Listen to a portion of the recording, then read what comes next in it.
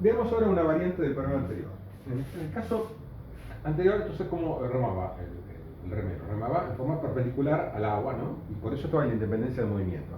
¿Se acuerdan ustedes? Aquí está indicado un resumen. El tiempo entonces no depende de la velocidad del agua porque las velocidades como son perpendiculares. ¿No es así? Entonces se producía un avance del bote y un desplazamiento perpendicular y por eso entonces había esa independencia de movimientos. ¿Sí? Veamos ahora qué pasa en un segundo caso. En segundo caso, la hipótesis es que D sea igual a 0. En definitiva, el bote tiene que llegar justo enfrente.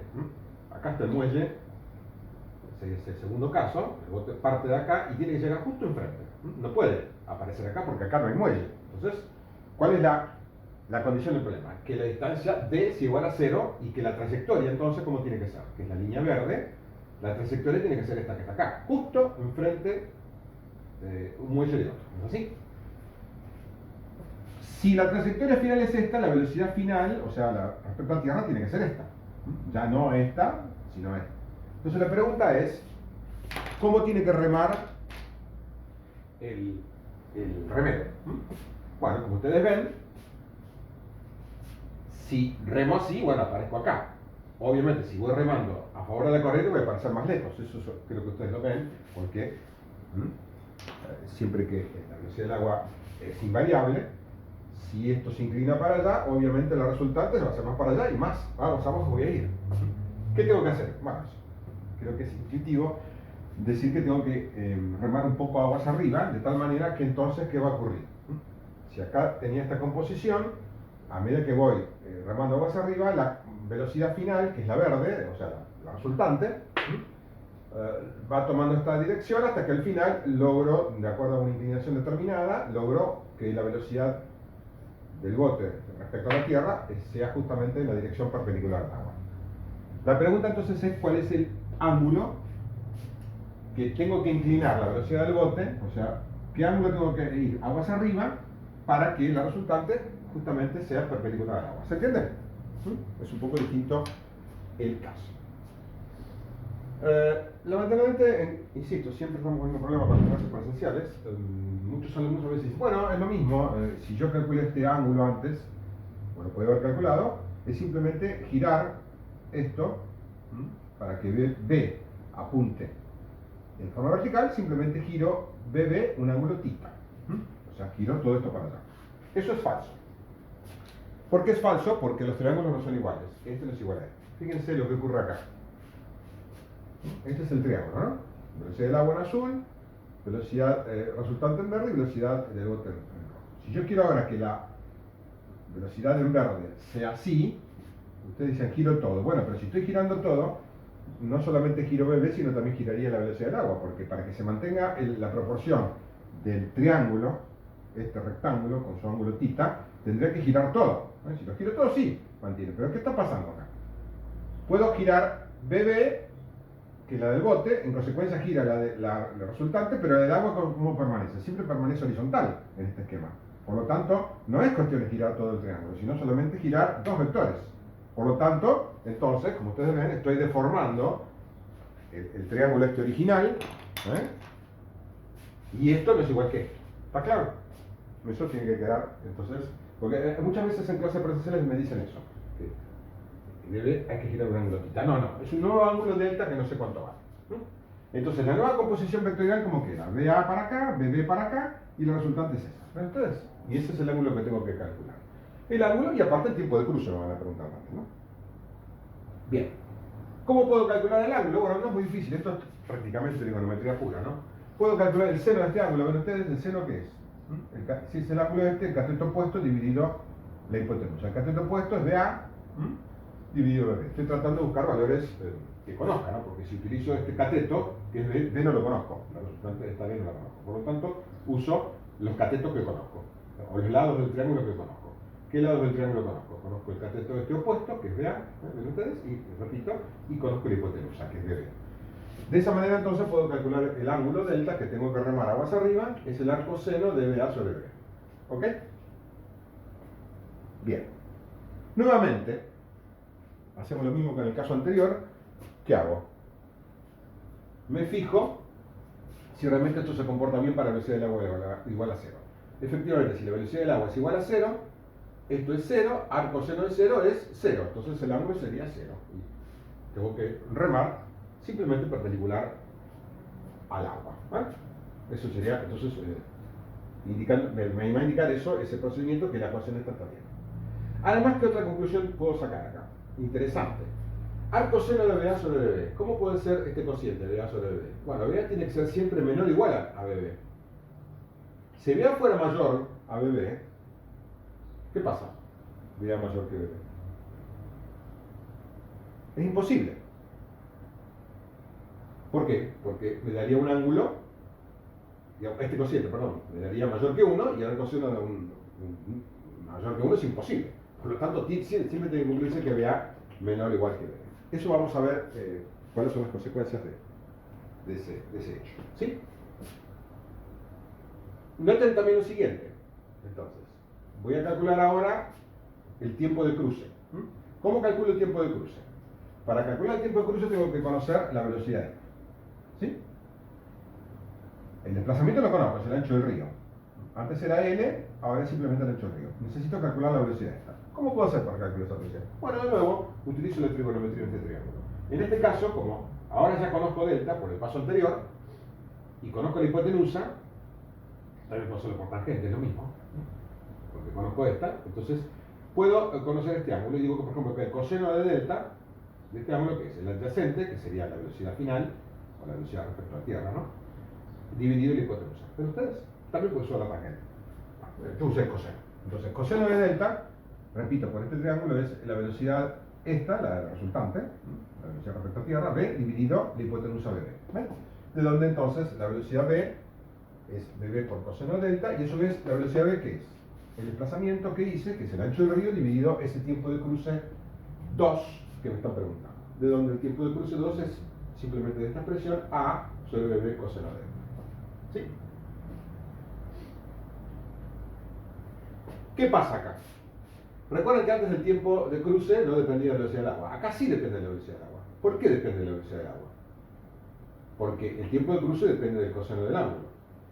Y el ángulo depende a su vez de qué cosa, del agua. Entonces, indirectamente depende del agua, de la velocidad del agua. ¿Se entiende? Analicemos lo siguiente. ¿Qué pasa si la velocidad del agua crece? Tiene un cierto valor y va creciendo. ¿Vale? Si la velocidad del agua crece, siempre que sea menor que la del bote, por supuesto, ¿no? ¿Qué va a pasar con este factor? Este factor crece, se va acercando a 1 y el ángulo entonces va creciendo. Delta crece. Si delta crece, ¿qué pasa con el coseno? Decrece, obviamente, ¿no? Si el ángulo crece, el coseno al revés decrece. Si el coseno decrece, el tiempo crece. Entonces, cuanto más grande la velocidad del agua, más tiempo tarda en cruzar. El tiempo ahora, como ustedes ven, no es independiente de la velocidad del agua como era antes. ¿Por qué antes sí y ahora no? Porque antes eran movimientos, el bote y el agua eran perpendiculares. Ahora, ¿qué pasa? No son movimientos perpendiculares. Y como ustedes ven, antes no importaba qué era cada cosa, porque si se incrementaba la velocidad, se incrementaba la distancia y permanecía, digamos, el cociente constante, digamos, esa propiedad. Acá, ¿qué va a ocurrir? Si la velocidad del agua crece, tengo que remar cada vez más aguas arriba, ¿ven ustedes? Tengo que ir remando cada vez más en contra del agua. Porque en realidad, ¿qué es lo que tengo que hacer, como ustedes ven? Para que el bote no se desplace en sentido horizontal, en realidad lo que estoy haciendo, remar aguas arriba, ¿qué es? La proyección.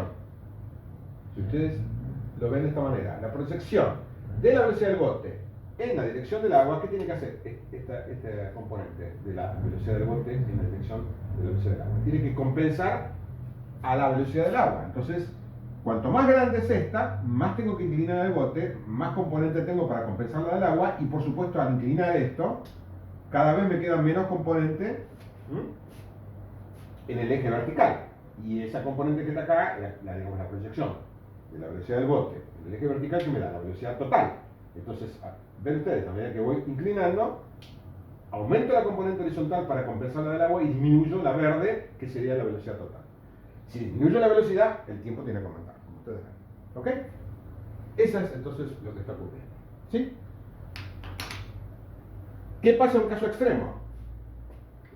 La velocidad aumenta del agua y yo voy inclinando más, ¿hasta qué va a llegar? Va a llegar a un punto que son iguales. ¿Sí? ¿Ven? Acá la condición puede ser igual. Si son iguales, ¿qué va a ocurrir en esta expresión? Si son iguales, esto es 1, el arco seno de 1 es 90, el ángulo es 90 grados. Entonces estoy remando justamente aguas arriba totalmente.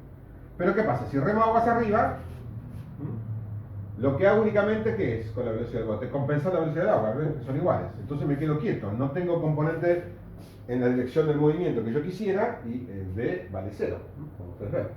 Acá también lo tenemos. Si el ángulo es 90, coseno de 90, ¿cuánto es? 0. Entonces la velocidad resultante es 0. Por lo tanto el tiempo es infinito, no puedo cruzar una palabra. ¿Sí? Si la velocidad es 0, entonces no se puede cruzar. ¿Ok? ¿Por qué pasa eso? Bueno, porque yo tengo que ya remar para no desplazarme, es que es la condición del problema, ¿no? Que no es un desplazamiento. Remo aguas arriba, si las velocidades son iguales, se compensan, la velocidad resultante es 0. ¿Ven ustedes? En esta expresión vectorial me queda 0. Bueno, ni hablar si la velocidad del agua es mayor, directamente esto no tiene solución, ¿no? Obviamente, es peor todavía, ¿no? Por más que reme aguas arriba, voy a desplazar igual. O sea que es imposible cumplir esta condición de ir para 0. ¿Ok? Bien. Esto se aplica también, le pueden ver algunos problemas, pueden cambiar un poco, pueden ser problemas por un avión, es exactamente lo mismo. Si tengo aire, la velocidad del viento y el avión, es lo mismo, se aplican las mismas condiciones. Y esto es particularmente interesante en el caso de los aviones, por ejemplo, porque bueno, el avión sí, efectivamente sale de un punto y tiene que llegar al aeropuerto de destino. Entonces, por eso a veces el tiempo de vuelo varía, de acuerdo a los vientos. En el caso insisto, el avión vuela respecto al aire. La velocidad del avión que marca es respecto al aire. Si un avión va, el pasajero común va a 900 km por hora, eso es respecto al aire. Si tiene un viento de frente, por ejemplo, por decirlo así, de 200 km por hora, de frente justo, ¿qué va a pasar? El avión va para allá a 900 km por hora, el aire va para acá a 200 y respecto a la Tierra se va a mover a 700. ¿Sí? ¿Por qué?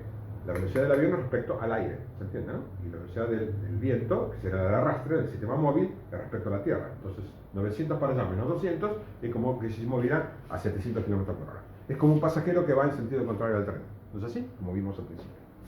Y si al revés, tiene viento de cola, el famoso viento de cola, ¿no? Que se dice vulgarmente, el avión va a 900 y tiene un viento de 200, bueno, es como si iría a 1100 respecto a la Tierra.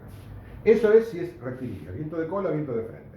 Cuando el viento está cruzado, el viento cruzado se llama así, justamente como en este caso, bueno, ahí está a 90 grados, entonces lógicamente la velocidad es menor, la velocidad respecto a Tierra, y el avión va a tardar más en llegar. ¿Ok? Eso hay que calcularlo también porque justamente por el combustible, etcétera, etcétera. Eso es muy importante esto en la aviación, ¿no? El tiempo que se va a tardar. Fíjense ustedes que podría ser muchos problemas de este tipo.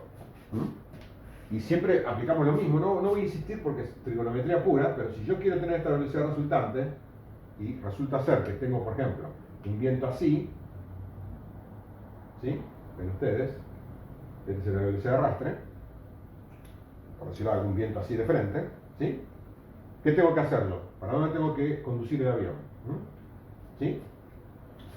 Tengo que volar en sentido contrario, así, ¿no es así? ¿Para qué? Para que, en este caso ya no son perpendiculares, ven ustedes, la velocidad resultante y la del agua o la del arrastre, tiene este ángulo, y en definitiva, ¿qué tengo que hacer? Tengo que componer esta forma vectorial, ¿para qué? Para que la resultante, la suma, siempre tiene que ser igual. Esta sería la velocidad del móvil. Avión, no voy a poner avión para no confundir con VA, la velocidad del móvil. Entonces, siempre tengo que cumplir esta ecuación vectorial. La suma de esto más esto me tiene que dar la resultante esa. ¿Sí? Entonces, tendré que volar un poco así. ¿Para qué? Para que la componente de esta dirección de la velocidad del avión se compense con la del aire y entonces la otra componente sea la componente final, que es la velocidad en la dirección de donde yo quiero ir.